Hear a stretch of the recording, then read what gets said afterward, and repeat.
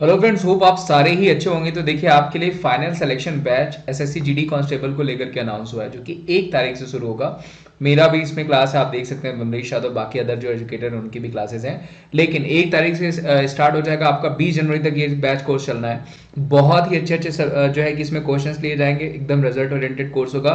सारे एजुकेटर्स आपको इंग्लिश भी पढ़ाएंगे, मैथ्स के भी, रीजनिंग के, प्लस जीके और जीए मैं पढ़ाऊंगा। तो मैं आपसे ये कहूंगा कि अगर आप प्रिपरेशन कर रहे हैं तो आप जल्दी से इस पूरे कोर्स में एनरोल कर लीजिए। अगर आपको प्लस सब्सक्रिप्शन लेना है तो आपको विमलेस@14 कोड देना, टाइप करना होगा, जिससे आपको 10% का ऑफ हो जाएगा। और मैं आपको बताऊं, सिर्फ 799 रुपीज़ का ये जो है बैच इस बार लॉन्च किया गया है, जिसमें आपको ई बुक्स भी दिए जाएंगे। 120 घंटे का जो है इंटेंसिव कोर्सेज क्लासेस होंगे।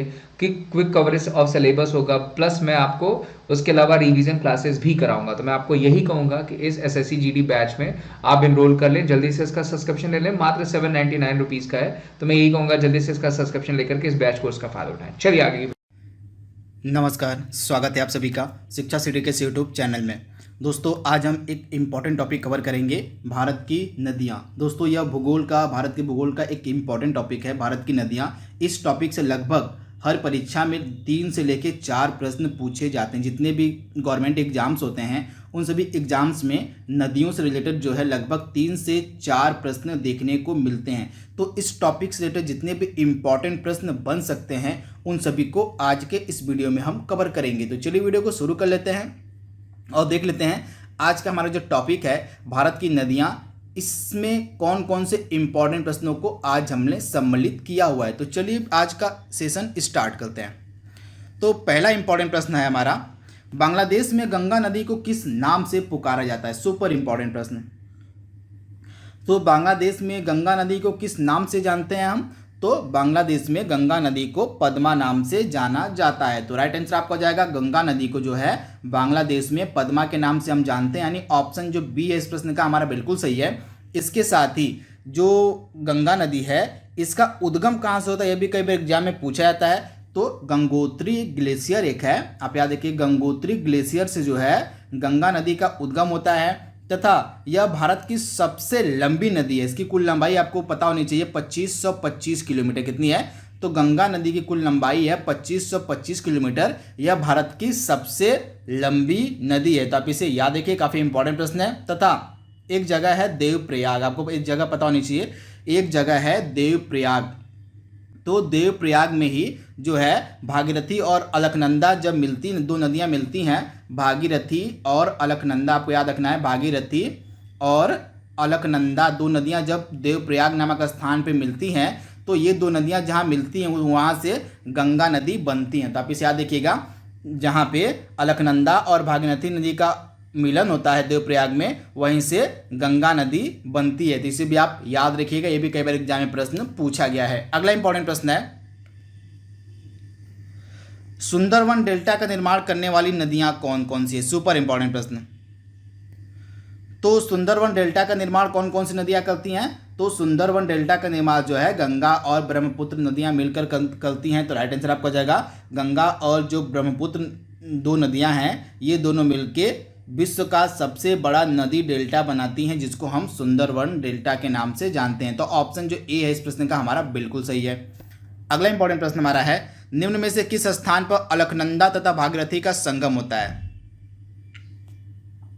तो अलकनंदा और भागीरथी नदी का संगम कहाँ पे होता है, कई बार एग्जाम में यह प्रश्न पूछा गया है।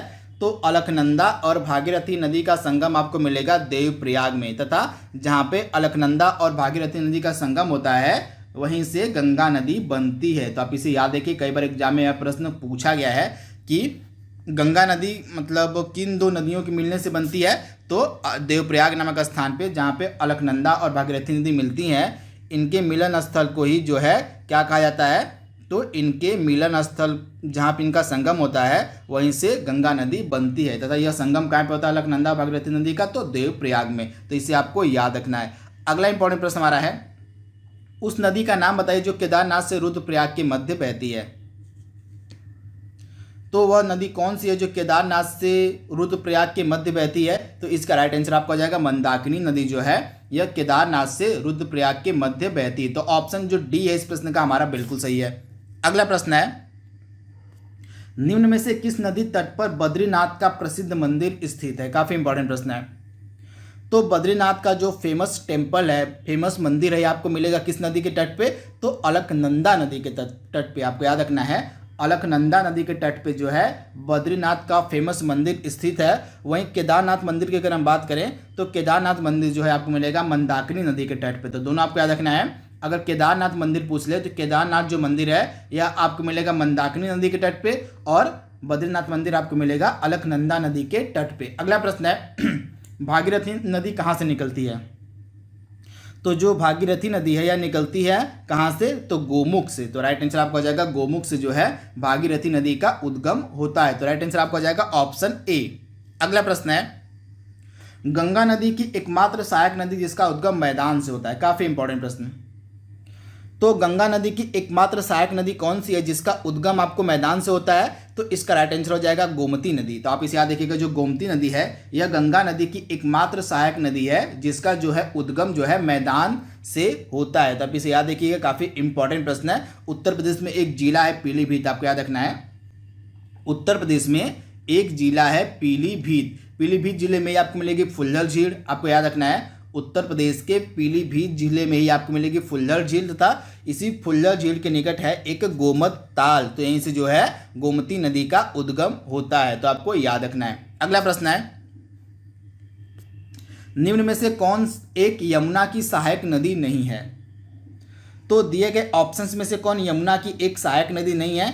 तो बेतवा यमुना की सहायक नदी है, चंबल यमुना की सहायक नदी है, केन यमुना की सहायक नदी है, परंतु रामगंगा जो है यह यमुना की सहायक नदी नहीं है। तो राइट आंसर आपका हो जाएगा रामगंगा। अगला सुपर इंपॉर्टेंट प्रश्न आपका है यमुना का उद्गम स्थान आपको बताना है। तो यमुना नदी का उद्गम स्थान कहाँ से होता है? तो बंदर पूछ नामक जगह से। आप याद देखिएगा, एक यमुनोत्री हिमनद आपको मिलेगा। आप याद देखिएगा यमुनोत्री हिमनद, इस ग्लेशियर का नाम आपके लिए इंपॉर्टेंट है। एक यमुनोत्री हिमनद है, यहीं से जो आपको मिलेगा बंदर पूंछ चोटी पे। आप याद देखिएगा, एक बंदर पूंछ चोटी है, यहीं पे आपको मिलेगा यमुनोत्री ग्लेशियर, यहीं से जो है यमुना नदी का उद्गम होता है। तो आप इसे याद देखिएगा, राइट आंसर आपको हो जाएगा बंदर पूंछ। अगला इंपॉर्टेंट प्रश्न है इनमें से कौन गंगा की उत्तर वाहिनी नदी, मतलब वह कौन सी नदी है जो गंगा में उत्तर की तरफ, मतलब गंगा की कौन सी सहायक नदी है जो उत्तर की तरफ बहती है? तो गंगा की इसमें से कौन सी सहायक नदी जो उत्तर की तरफ बहती है? तो इसका राइट आंसर आपका हो जाएगा सोन नदी। तो ऑप्शन डी इसका बिल्कुल सही है। जो सोन नदी है यह गंगा की एकमात्र सहायक नदी है जो उत्तर की तरफ बहती है। तो आप इसे याद देखिएगा, सोन नदी। अगला प्रश्न है भारत की बृहत्तम नदी कौन सी, यानी कि भारत की सबसे लंबी नदी आपको बताना है। तो भारत की सबसे बृहत्तम नदी कौन सी है? तो इसका राइट आंसर आपका हो जाएगा गंगा। कौन सी नदी? तो मैंने आपको बताया था गंगा जो है भारत की सबसे लंबी नदी है। इसकी कुल लंबाई कितनी मैंने आपको बताया था? 2525 किलोमीटर। अगला प्रश्न है निम्नलिखित में से कौन सी नदी का उद्गम भारत में नहीं होता है, मतलब नहीं है? तो दिए गए ऑप्शंस में से कौन सी नदी जिसका उद्गम भारत में नहीं है? तो आई होप इसका आंसर सभी को पता होगा, ब्रह्मपुत्रा नदी। कौन सी नदी है? तो जो ब्रह्मपुत्रा नदी है इसका जो है उद्गम भारत में नहीं होता है। तो आप इसे याद रखिएगा। तिब्बत में एक है मानसरोवर झील, आप याद रखिएगा, तिब्बत में आपको मिलेगी मानसरोवर झील।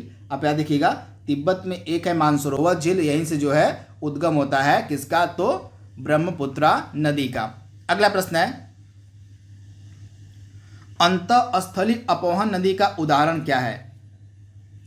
तो इसमें से अंतःस्थली नदी कौन सी है? तो आपको बताना है कि इसमें से अंतःस्थली नदी कौन सी है? तो घग्गर नदी। आप याद देखिएगा, जो घग्गर नदी है दिए गए ऑप्शन में से यह अंतःस्थली अपवहन नदी का उदाहरण है। तो आप इसे याद देखिएगा, यह कई बार एग्जाम में प्रश्न पूछा गया है कि अंतःस्थली नदी कौन कौन सी है। तो इसमें से जो आपका राइट आंसर हो जाएगा जो है घग्गर जो है यह अंतःस्थली नदी का उदाहरण, यानी कि इसका मतलब क्या होता है कि यह नदी जाके समुद्र में नहीं मिल पाती है। यह जो नदियां जाके समुद्र में नहीं मिल पाती हैं उन्हीं को हम कहते हैं अंतःस्थली नदी, यानी कि ये नदियां जो है मैदानी एरिया में ही कहीं जाके लुप्त हो जाती हैं। तो इसे आपको याद रखना है। इसके घग्गर के अलावा आपको लूनी नदी भी याद रखनी है। लूनी नदी भी एक अंतःस्थली अपवहन नदी का उदाहरण है, क्योंकि लूनी नदी भी जाके मैदानी एरिया में ही कहीं लुप्त हो जाती है, यह समुद्र में नहीं मिल पाती है। तो आपको याद रखना है। अगला प्रश्न है प्रायद्वीपीय भारत की निम्नलिखित में से कौन सी सबसे लंबी नदी है? काफी इंपॉर्टेंट प्रश्न। तो प्रायद्वीपीय भारत की सबसे लंबी नदी कौन सी है? तो गोदावरी। कौन सी नदी है? तो गोदावरी जो है यह प्रायद्वीपीय भारत की सबसे लंबी नदी, यानी ऑप्शन जो ए है इस प्रश्न का हमारा बिल्कुल सही है। प्रायद्वीपीय भारत की सबसे जो लंबी नदी है उसको हम क्या कहते हैं? तो प्रायद्वीपीय भारत की सबसे लंबी नदी है गोदावरी। तो आपको याद रखना, यह लगातार बार बार एग्जाम में प्रश्न पूछा गया है कि प्रायद्वीपीय जो भारत हमारा है उसकी सबसे लंबी नदी कौन सी है? तो गोदावरी। तथा गोदावरी को हम दक्षिण गंगा के नाम से भी जानते हैं। किस नाम से? तो गोदावरी को जो है दक्षिण गंगा के नाम से भी जाना जाता है। अगला प्रश्न है, बिहार में बहने वाली नदियों में से किसका उद्गम अमरकंटक से होता है? तो बिहार में बहने वाली नदियों में से किसका उद्गम जो है अमरकंटक से होता है? तो इसका राइट आंसर हो जाएगा सोन नदी। तो आप याद देखिएगा, जो अमरकंटक का पठार है, अमरकंटक का पठार आपको मिलेगा कहाँ पे? मध्य प्रदेश में, तो सॉरी पश्चिम बंगाल में आपको मिलेगा अमरकंटक का पठार, सॉरी। तो अमरकंटक का जो पठार है पश्चिम बंगाल में, यहीं से जो है सोन नदी का उद्गम होता है। तो आपको ऐसे याद रखना है। तथा यह जो सोन नदी है यह बिहार में, मतलब बिहार में बहती है तथा यह गंगा में जाके गंगा में मिल जाती है तथा ये उत्तर वाहिनी नदी, मतलब उत्तर की तरफ बहती है। आप इसको याद रखना है, उत्तर की तरफ यह नदी बहती है। तो आपको याद रखना है, कई बार एग्जाम में यह प्रश्न पूछा गया है। इसके बाद अगला इंपॉर्टेंट प्रश्न है, यहाँ पे मैंने आपको बताया था अमरकंटक का पठार आपको मध्य प्रदेश में मिलेगा। आप थोड़ा सा इसको क्लियर कर लीजिएगा। तो जो अमरकंटक नदी है यह मध्य प्रदेश, अमरकंटक का जो पठार है आपको मिलेगा मध्य प्रदेश में। तो आपको याद रखना है। अगला इंपॉर्टेंट है, भारत की निम्न नदियों में से कौन सी नदी डेल्टा नहीं बनाती? मतलब डेल्टा का निर्माण कौन सी नदी नहीं करती, आपको बताना है।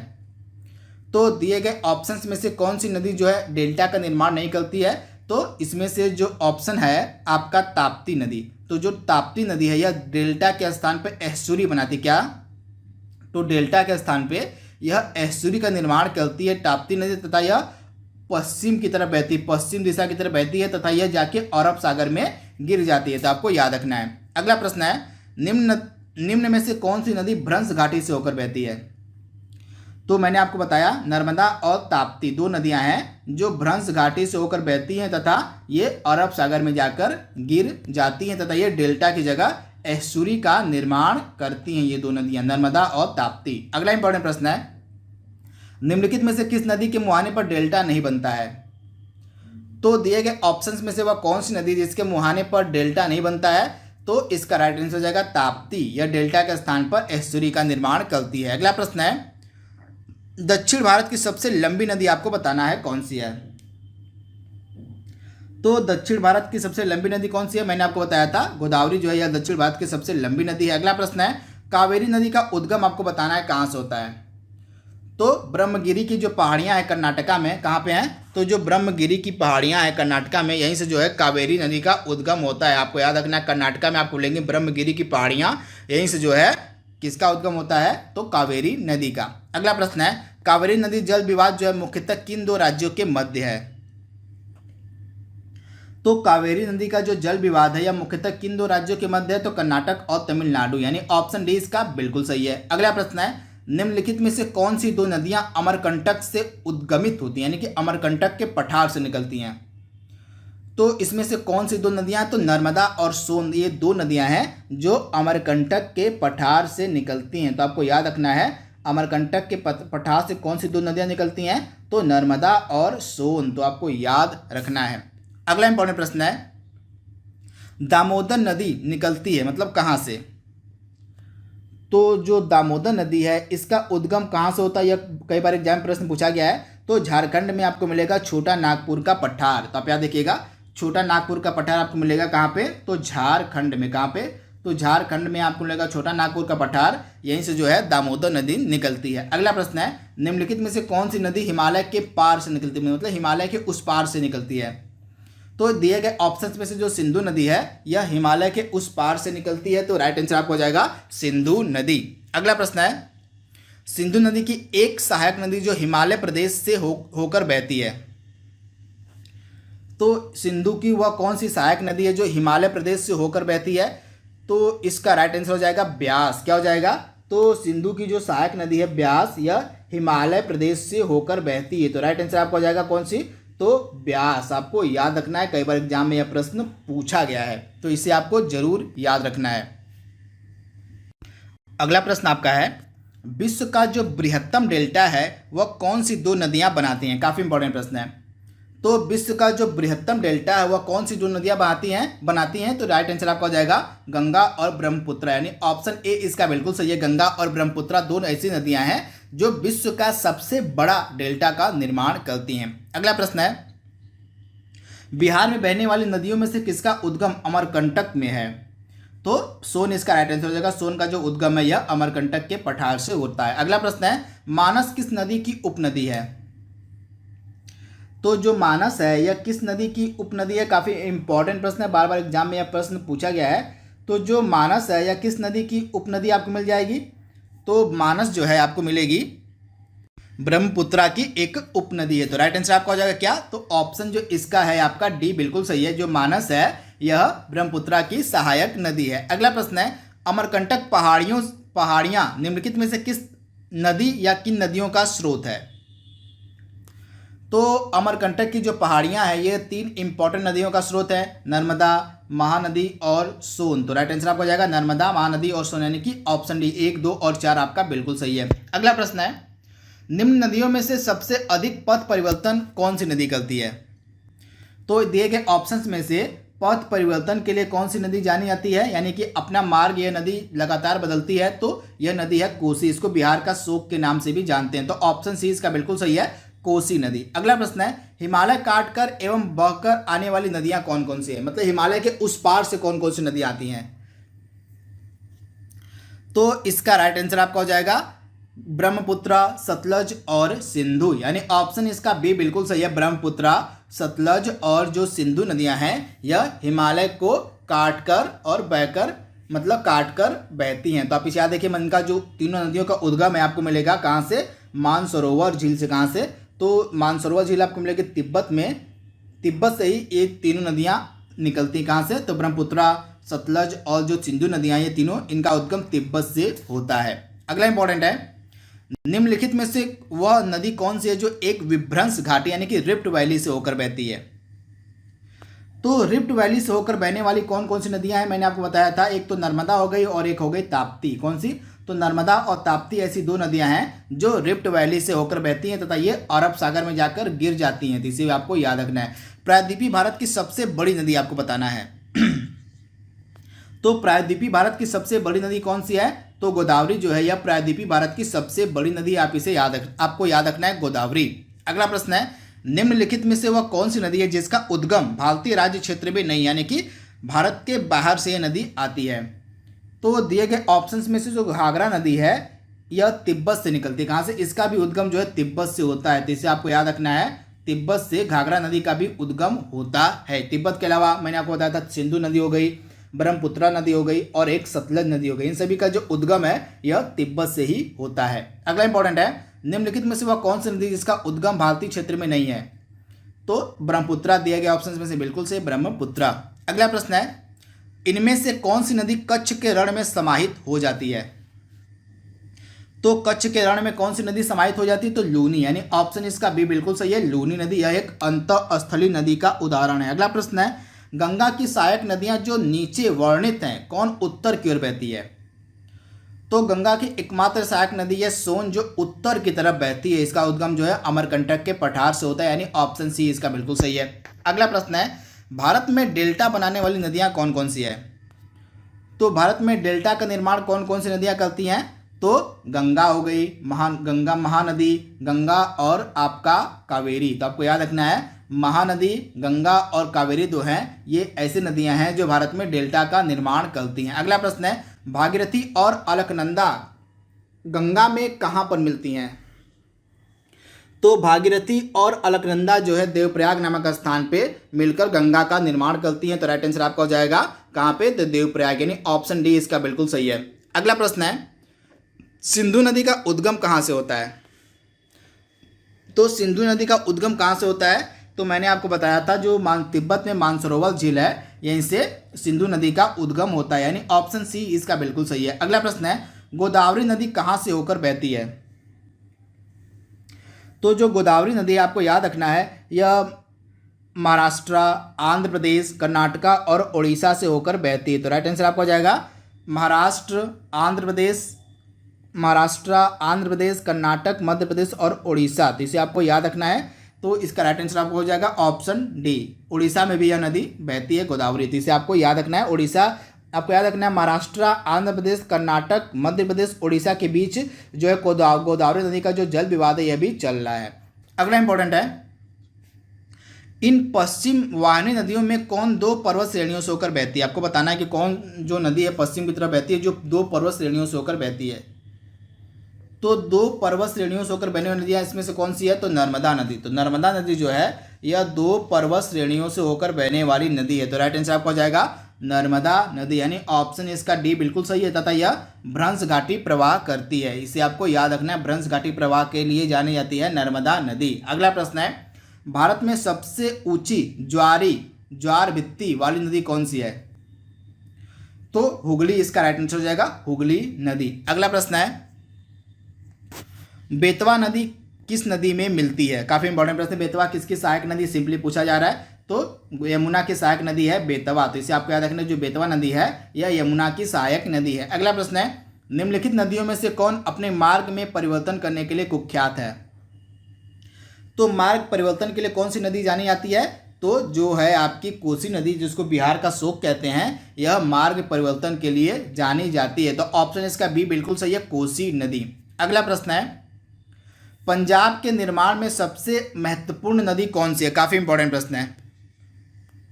तो पंजाब के निर्माण में सबसे जो महत्वपूर्ण नदी है वह कौन सी नदी है, तो इसका राइट आंसर आपका हो जाएगा सतलज नदी। कौन सी है, तो सतलज नदी जो है यह पंजाब के निर्माण में काफ़ी महत्वपूर्ण भूमिका निभाती है। तो इसे आपको याद रखना है, जो सतलज नदी है यह पंजाब के निर्माण में काफ़ी महत्वपूर्ण भूमिका निभाती है। तो ऑप्शन ए इसका बिल्कुल सही है, सतलज नदी। इसको आप याद रखिएगा। अगला इंपॉर्टेंट प्रश्न है, निम्नलिखित नदियों में से कौन विंध्य एवं सतपुड़ा पर्वत श्रृंखला से होकर बहती है।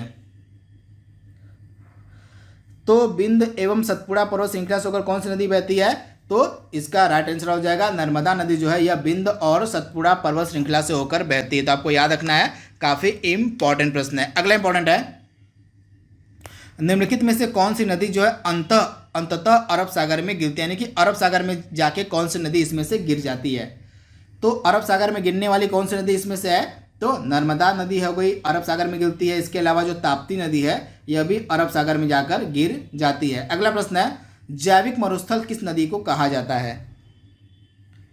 तो दामोदर नदी जो है यह इतनी प्रदूषित हो चुकी है कि इसको जो है जैविक मरुस्थल के नाम से जाना जाता है। तो राइट आंसर आपका हो जाएगा, दामोदर नदी को जैविक मरुस्थल के नाम से जाना जाता है, क्योंकि यह अत्यंत प्रदूषित नदी है पश्चिम बंगाल की, तथा यह इसी कारण से इसको हम किस नाम से जानते हैं, तो जैविक मरुस्थल के नाम से जानते हैं। अगला इंपॉर्टेंट प्रश्न है, भारत में यरलुंग जंगबो नदी को किस अन्य नाम से जाना जाता है। तो भारत में यरलुंग जंगबो नदी को किस अन्य नाम से हम जानते हैं, तो यह नदी है ब्रह्मपुत्र, यानी ऑप्शन सी। आज का लास्ट प्रश्न हमारा है, निम्नलिखित में से कौन सी नदियां बंगाल की खाड़ी में गिरती है। तो दिए गए ऑप्शंस में से वह कौन सी नदी है जो बंगाल की खाड़ी में जाकर गिरती है, तो इसमें से ऑप्शन ए और बी दोनों से ही हमारा है, गंगा, ब्रह्मपुत्र और गोदावरी। इसके अलावा आपकी महानदी हो गई, कृष्णा नदी हो गई और कावेरी। ये 6 नदियां हैं जो जाके बंगाल की खाड़ी में यानी कि बे ऑफ बंगाल में गिर जाती हैं। तो दोस्तों यहाँ पे हमने 50 इंपॉर्टेंट प्रश्नों को कवर कराया है जो कि भारत की नदियों से रिलेटेड थे। इसके बाद हम एक और वीडियो अपलोड करेंगे जो विश्व की नदियों का होगा, वह भी काफ़ी इंपॉर्टेंट प्रश्न होगा, वीडियो होगा। उसमें भी हम काफ़ी इंपॉर्टेंट प्रश्नों को कवर कराएंगे जो प्रीवियस ईयर के एग्जाम में पूछे गए होंगे विश्व की नदियों से रिलेटेड। अगर आपको यह वीडियो पसंद आए तो इस वीडियो को लाइक कीजिएगा, इस वीडियो को शेयर कीजिएगा, तथा अगर आप हमारे चैनल पहली बार आ रहे हैं तो हमारे चैनल को सब्सक्राइब भी जरूर कर लीजिएगा। तो आज के लिए बस इतना ही। Thank you, thanks for watching, thank you.